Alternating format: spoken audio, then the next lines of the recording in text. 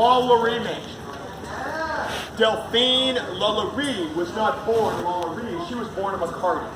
The McCartys were the most wealthy people in New Orleans at the time. When Delphine was 14 years old, she was married to a man 20 years her senior. 4 years later, he died mysteriously. She waited the minimum mourning period and then she married another man 20 years her senior. 8 years later, he died mysteriously. Now, Delphine is done getting married for a while. She has 2 men's fortunes plus her own. She has become the wealthiest woman in the United States. She is a lady about town, a socialite. To be seen with Delphine is to have reached the highest level of society here in New Orleans. To sit in her box at the opera is considered the greatest of honors. And this goes on for about 20 years, ladies and gentlemen. She rules the roost in New Orleans for 2 decades. She finally meets, falls in love with, and marries a man named Dr. Louis Lalaurie. Dr. Louis is 25 years old. By this time, Delphine is nearly 50. The first documented cougar attack in the United States. They built this amazing mansion, and mansion it is, ladies and gentlemen. The bottom floor is basically a ballroom. Top 2 floors on the main structure, enormous apartment-sized rooms. It has its own stables. Its courtyard is bigger than most people's homes. Its slave quarters are extensive.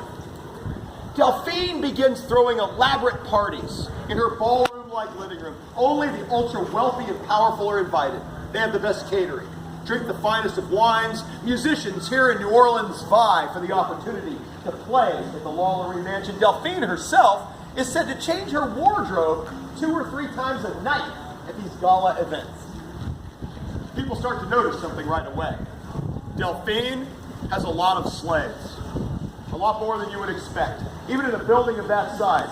30 or more, that's a plantation number. There's not enough work for half that many people, even in a large building like that. During the time of slavery, we had a very special set of laws called Code Noir. Code Noir regulated slavery in Louisiana differently than the rest of the slave-owning South. It didn't make slavery any less evil or any less reprehensible, it just made it different. Under Code Noir, slaves were protected in some ways, and one of those protections was a slave owner was not allowed to physically punish or kill a slave. Now that wasn't going on anywhere else in the slave-owning South.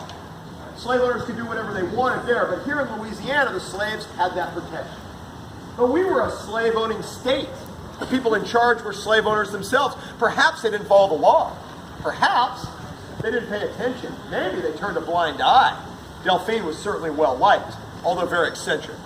But one way or another, the people in charge were not paying attention to what was going on in that house. But as time went by, they start to realize that now they've been to many parties over months and months, and they realize that no one has ever seen the same slave twice. This is cause for concern. People start to talk. What's going on? What's happening? Is she selling them? Is she killing them? Where are these people? On April the 10th, 1834, 2 opera singers come to New Orleans. They're here from Europe to begin their American tour. New Orleans is the first stop. Their ship pulled up right down there where that green and white building is. Indeed, where that giant ship is, right down there. A carriage brought them to their reception here at the Lalaurie Mansion.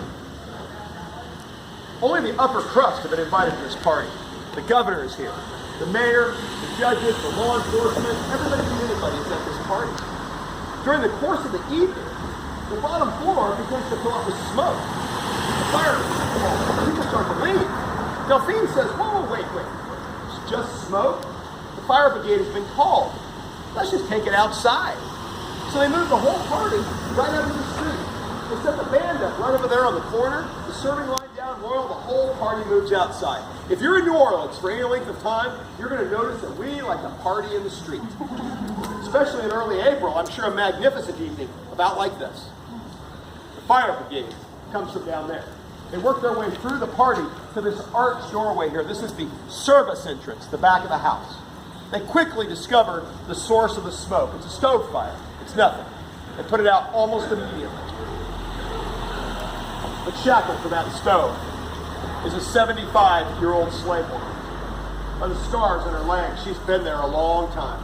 There's a cot, a chamber pot, The first thing she says is, "I confess, it was me. I started the fire. It was a signal. We need help." The firemen are perplexed. She goes on and says, "You can beat me, lock me up, kill me, I don't care. But we can't spend another night in this house with that vile, sadistic woman. If you don't believe me, go upstairs and see for yourselves." The firemen go up to the slave quarters.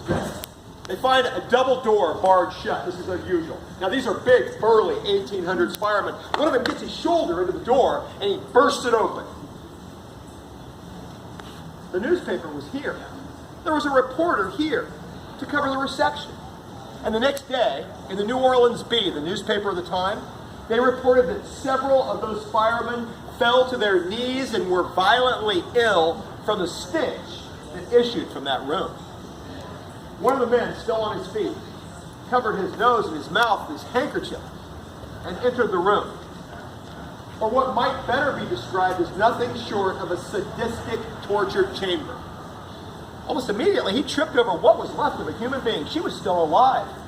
She had her arms amputated, her legs amputated, a strip of skin 1 inch wide, the newspaper said meticulously, peeled in a spiral pattern down what was left of her body. She was pulling herself across the floor with her chin. The newspaper, in the colorful language of the day, referred to her as the human caterpillar. There was a man who had had a hole drilled through his skull. It had been there so long that the scalp was healing up around the edges. There was an iron rod sticking out. They later learned that Delphine had been using that rod to stir the man's thoughts. There was a woman who had been stuffed into a box. The newspaper said too small to kennel a tiny animal. They had broken her limbs to fit her in the box, and they left her there so long that her arms and legs had reset in unusual and awkward positions. When the firemen found her, she was scuttling around on the floor under the table. The newspaper simply referred to her as the crab. There were several other victims in the room, some alive, some dead. But the firemen want to get these people to help. They want to get them to medical attention. When you're here in New Orleans walking around, you'll see these wall plaques like that one right over there. Those indicate the names of the streets from when the Spanish were in control of the colony. That one says Calle del Hospital. The Spanish were not particularly creative in naming their streets. There was a hospital on this street. The fire brigade bring the victims out the door here. They start going down the street. The band is still playing. The party is still going on. As they come even, the band stops. All the partygoers turn. These are wealthy, well-educated people. They're not stupid.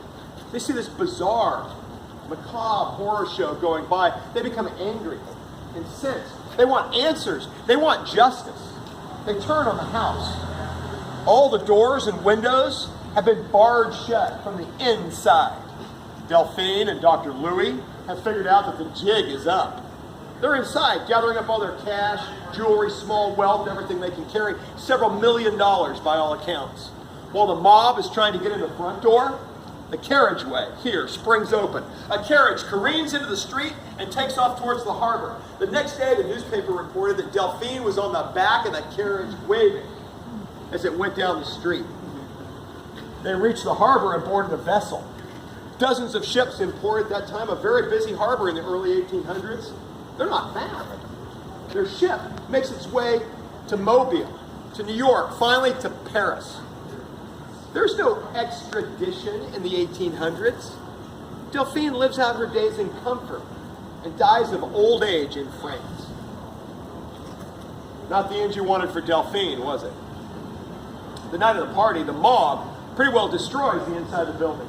By the time the judges and law enforcement get themselves and everyone else under control, get the building emptied and secured, it's the wee hours of the morning. And the very next day, the fire brigade is back because the neighbors all around are reporting that they can hear screaming coming from inside the building, calls for help, cries for mercy. The fire brigade searches the bottom floor. They don't find anyone. They search the second floor. They don't find anyone. They search the third floor. They find one little girl. Her name is Leah. She is 9 years old. She's hiding in a cupboard. The fireman who tried to help her later told the newspaper he could see madness in her eyes. He said, "Come on, little girl, let me help you." She ran past him. and dove out the third-story window, the second one over.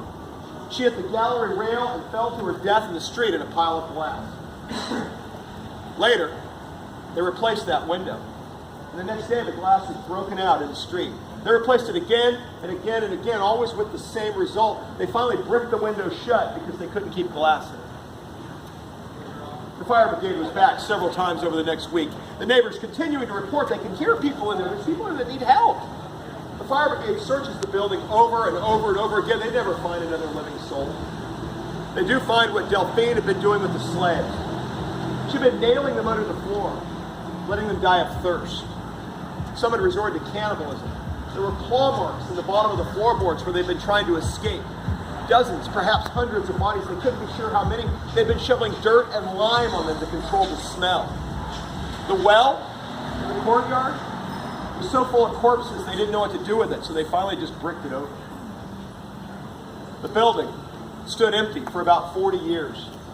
It was finally purchased and occupied by a girls' boarding school. It's haunted. Just be part of the curriculum, I guess. Almost immediately, they have to start taking the girls to the hospital. They can't breathe at night. No matter what position they lie in, they can't catch their breath. They're suffocating. One little girl says breathing the air is like breathing liquid, like water.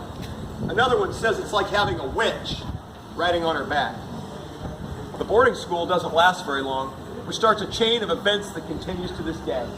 People trying to own or occupy the building coming to no good. There have been murders, suicides. An entire family who tried to live here just disappeared. One fellow decided to open a furniture store, a gallery, a showroom. Just on the bottom floor, only open in the daytime. It'll be fine. He comes in one morning, the furniture is covered in what he said was a red, sticky substance resembling blood.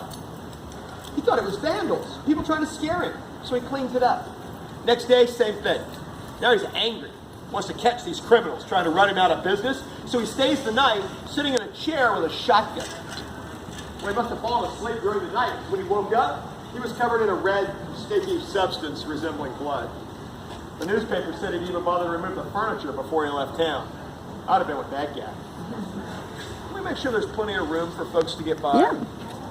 Perfect, thank you. Who knows who bought this house in 2007? Nicolas Cage, the Ghost Rider himself.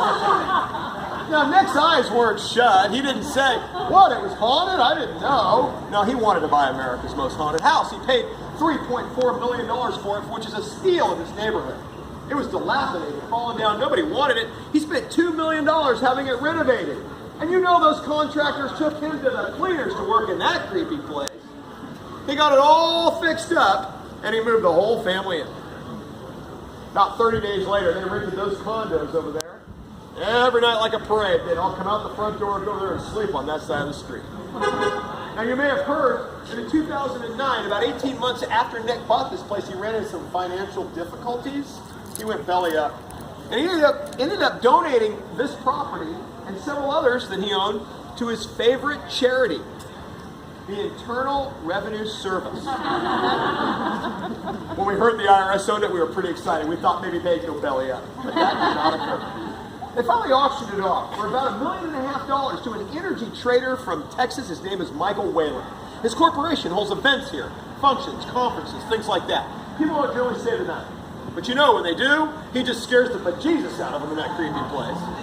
Now you notice it's well kept up. They got the mood lighting going on. They got planter boxes. It's in great shape. There's a staff. They don't live here. I met one of them one day. He was over by the back door, right over there. I went over and chatted with him. He's very nice. He said you kind of get used to it. Doors opening and closing, toilets flushing, echoes of voices that have no business being there. He said the strangest thing that ever happens to him is once in a while he'll walk into a random room with no rhyme or reason, and it'll be freezing cold, like an ice box. Ice on the walls cold. The rest of the house is a normal temperature, but one room will be inexplicably freezing cold. The infamous Lalaurie mansion. Oof. Any questions? Yes.